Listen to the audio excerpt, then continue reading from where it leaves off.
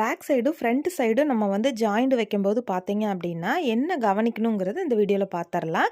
இப்போ பேக் சைடும் ஃப்ரண்ட் சைடும் உல்டாவாக வெளிப்பக்கத்தையும் ஒரே மாதிரி வச்சுட்டு இந்த மாதிரி ஷோல்டர் பக்கத்தை நம்ம ஒரே மாதிரி வச்சு பார்த்தோம் அப்படின்னா எக்ஸ்ட்ரா ஏதாவது இருக்கா இல்லை ரெண்டு சைடும் ஒரே மாதிரி இருக்கா ஷோல்டர் பக்கத்துலங்கிறத நம்ம பார்க்கணும். இப்போ பார்த்தீங்க அப்படின்னா பேக் சைடில் வந்து பார்த்தீங்க அப்படின்னா ஒரு 2 பாயிண்ட் அளவுக்கு அதிகமாக இருக்குது. அப்போ வந்து நம்ம ஷோல்டர் பக்கத்தில் கட் பண்ணக்கூடாது. இந்த மாதிரி ஆம் பகுதி வருது இல்லைங்களா, அந்த இடத்துல தான் மார்க் பண்ணி இந்த மாதிரி கிராஸாக தான் நான் கட் பண்ணணும். ஏன்னா நம்ம ஃபுல்லாக கட் பண்ணோம் அப்படின்னா அலைன்மெண்ட் மாறிடும்.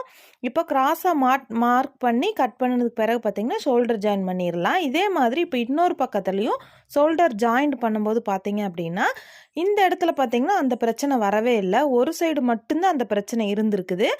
இப்போ வந்து இந்த ஷோல்டர் பக்கத்தை ஒரே மாதிரி வச்சு ஸ்டிச் பண்ணிடலாம். இது பிகினர்ஸ்க்கு வந்து ரொம்பவுமே யூஸ்ஃபுல்லானதாக இருக்கும். தேங்க்யூ.